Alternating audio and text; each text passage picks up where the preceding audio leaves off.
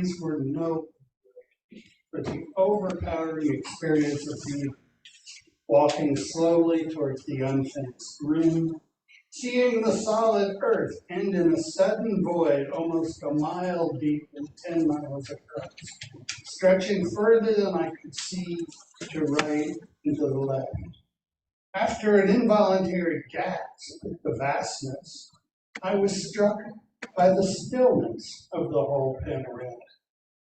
No one in our group of four had much to say, because as soon as we spoke, it seemed as if our words were swallowed up by the enormous chasm before us. The proper response was not words, but silence.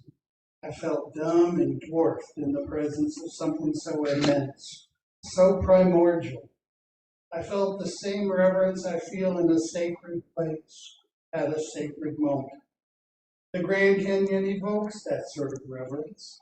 It's a place of tremendous majesty. Every feature of the global landscape has its value, even though we may not be able to identify them or explain its role in its little ecosystem.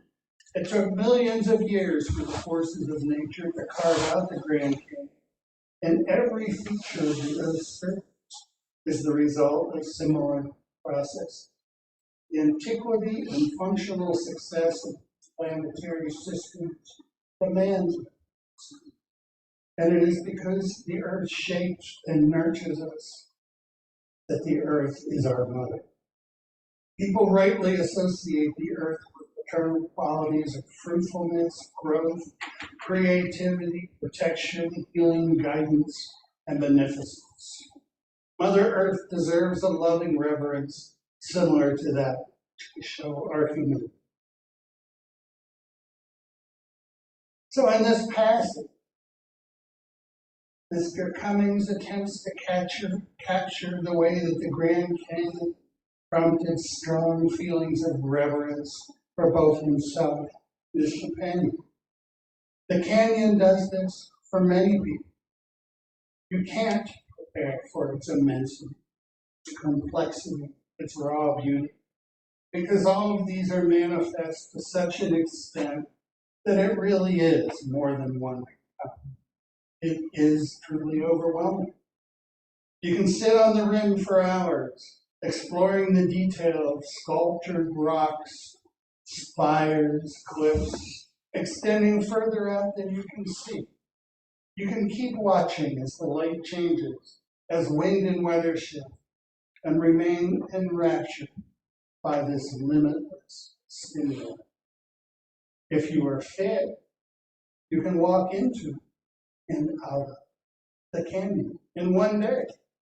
The round trip from rim to river and back is about 25 miles, with only 1 mile of vertical drop each way. As you descend into the canyon, you pass through many different local ecosystems as the microclimates change. And you also pass through thousands of years of geological time, from shaly, crumbly stuff at the top, to hard, and it shifts at the bottom. I did this once. It was April. It was about 50 years ago. I was young. I started my hike before dawn in the frigid cold, spent the midday in blistering heat down by the river, and it was night before I It was an overpowering experience. Now, the Grand Canyon is only one of nature's great gifts, and to experience it, whether from the edge or from the inside, is a religious type experience. Most of nature is like this, although on a smaller scale. Natural features evoke very strong emotional feelings in most of us, whether it's visual, by smell, by sound, by feel. We like the spectacular, like Yosemite, Yellowstone, and the canyon, or the ocean, because the features are truly incredible and mind-bending. And many of us make frequent pilgrimages to such locations. Next month, I will be in California for a family event, and I definitely plan to seek out and experience a redwood, because this is one of the many natural wonders that remains on my bucket. But the lessons that these places, wonders of nature, can teach us, they're transported to other, more local, maybe more mundane places in future. Nature abounds in the sky, the sea, and every place on earth. And while the Grand Canyon demands our attention and respect, the processes that build it are ongoing. The diversity of plants and wildlife existing everywhere. And as William Blake wrote in a poem that I cite at least twice every year, to see the world in a grain of sand, and a heaven and a wild flower, hold infinity in the palm of your hand, and eternity in an ounce. The immensity of nature, the wonder of nature, the beauty of nature, it exists everywhere. What nature teaches us is reverence. All life should teach us reverence, and our planet should inspire reverence. Now, the word reverence is all considered to be religious language, and even as the purview of the church. If you look it up in the dictionary, you'll find that religion related to religion is one of the first definitions. And indeed, reverence is an essential part of the theistic religious life. If your beliefs include a creator God and or an active and engaged supernatural presence, then it would be unthinkable not to hold that God and his or her creation in reverence. How could you not stand humble before your Lord? But the important news, the very good news, is that reverence should have no necessary connection to organized religion or dogmatic belief. Reverence is far too important to belong just to believers.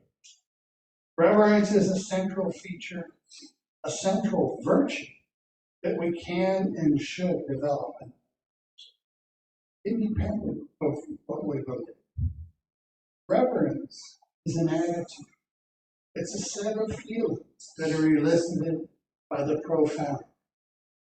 To enter a state of reverence, we need to be humble, to park our arrogance and pride by the wayside. And it's not only about us, it's about things that we see as bigger than us. Reverence begins with a deep understanding of human limitation and grows from our capacity to be in awe of whatever we believe is beyond our control. One explanation is that reverence is the virtue that keeps human beings from trying to act in it. It's not about subjugation or supplication. Rather, reverence is completely built on respect. Sometimes these two words are treated as synonymous, but reverence contains a greater sense of awe and acceptance that the object of reverence is somehow greater than itself. Clearly, the God of most religions is an appropriate object of reverence for a believer, but we can also revere other things, nature, works of art, ideals, other people.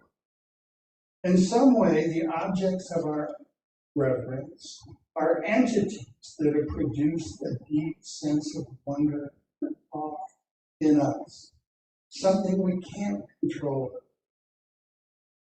It's also totally subjective because it's based in our feelings and our emotions, and thus is very personal. Reverence is not emotional. It's an act of love. It's an act of sight. It's much like other cardinal virtues.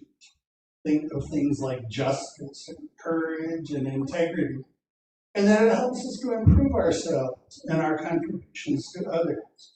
And like other virtues, Reverence is partly innate, but very much learned. In many ways, reverence is a pattern of responses that we have learned and that we can practice and strengthen through continued reinforcement. In religious groupings, reverence is traditionally reinforced through ceremony, ritual, sacramental practice. Church values and behaviors are deeply ingrained in the congregants. Church code, prayer, penance, and other activities of the faith. These build reverence muscles among the dedicated, and they stick. I know many recovering Catholics who have totally rejected the church in all logical ways, but who still can't shake feelings of guilt. I don't know whether that's a joke. I don't think it is. Reverence improves people, and practicing reverence makes you better. At least it does if you select reasonable objects for reverence. To build this virtue, you must remain aware of what is around you. Approach life with a good dose of humble, and be prepared to accept and appreciate things that bring you feelings of wonder, that bring you joy, that evoke awe. Things that make you feel like you're related to something bigger than yourself. Things that you adore. And ceremony and ritual practice can strengthen your sense of reverence and your attachments. Although reverence is personal in that it is your emotions that are involved, it's also easy to share and often works best shared. Communities, congregations, these can all share a spirit of reverence. That is what church traditionally was designed to do. That's what we do here, although we do it a little differently. Reverence for nature can be reinforced by spending time outdoors, maybe through regular walks, or by sitting in a special place to feel the wind and the sun. Reverence for spirit can be reinforced by prayer practice, or by meditation, contemplation. Personal practices are helpful. Some folks design their own altar, or invent rituals that hold meaning for them and connect the objects they revere. I tend to find places that feel sacred and special to me, and that I seek out when I need some calm and reassurance. How do you approach or hold spiritual in your life? If you feel that something beyond your physical being is engaged in your life, that is an idea you should pursue. I would say try to understand, but understanding probably isn't really temporary. Many of us feel interconnected by something. Call it spirit, call it energy, call it chi, call it God. I would encourage you to engage in any practice that stimulates and enhances these feelings, that brings you into contact with your intuition and your insight. Let your creativity loose. Invite your feelings. Open up. And the actions that reinforce reverence in our lives need not be strictly inward directed. When we cooperate in cooking and delivering breakfast to migrants, we are building our muscles to strengthen the virtues of justice and reverence for human life and for well-being. When we gather as a congregation, we hopefully are sharing feelings and thoughts that help each other find a path toward their own sense of what is sacred.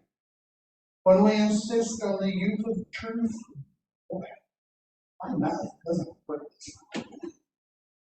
When we insist on the use of truth and reason in our search for knowledge, we are showing reverence for logic and the scientific process. When we insist on nonviolence and avoiding harm, we are showing reverence for the virtues of human care. The writer Catherine May recently wrote about coming out of the time of the pandemic and awakening wonder in this anxious age. She believes that we need to reconnect with those pieces of life that do bring us a sense of wonder, and that we owe it to ourselves to relearn pleasure. But she believes we should seek enchantments. And enchantment is a small wonder that is magnified through meaning, a fascination caught in the web of fable and myth. May feels that we don't have to find a huge object at all, but that lots of little ones can add up.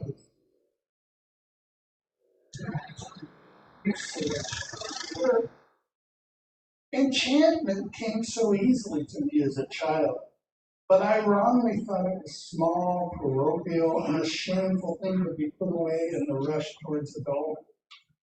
Now I wonder how I can find it again. It turns out that it had nothing to do with beauty after all, not in any grand objective sense.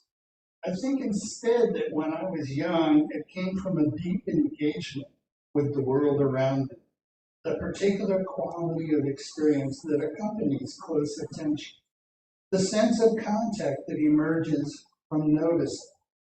I worked hard to suppress all those things.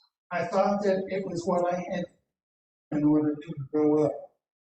It took years of work, years of careful forgetting, and I never realized what I was truly losing. But enchantment cannot be destroyed. It waits patiently for us to remember that we need it. And now when I start to look for it, there it is, pale, intermittent, waiting patiently for my return. The sudden catch of sunlight behind stained glass, the glint of gold in the silt of a stream, the words that whisper. I ask you each to spend some time with your own thoughts and feelings, to inquire about where you feel efforts in your life, what brings you up, what do you hold in awe, and to think of how you might develop habits that strengthen this connection. And I ask you to check in with your spiritual. I would like you to entertain a few simple questions. And sometime I would love to hear reflections back from you in whatever form you will. Ask questions like, what do I see and hold sacred? Do I feel something transcendent, the energy, spirit, or being in this world? When do I most feel I'm part of something larger? Where, special times or places, do I feel most connected to the city or the spirit? And I ask you to talk to each other about your take on these things and share your personal insights. Your beliefs, as gained through self-examination, are worthy of sharing. Most important, though, is not what you believe, but how your beliefs work, how they sustain you, how they help you live well. Other people don't have to adopt you, but hearing them helps them to understand what you're speaking. No well-considered answer or belief should ever be seen as other. And we can only learn and be stimulated by one another if we open up and share. Let us make it be so. Ashe, Amen.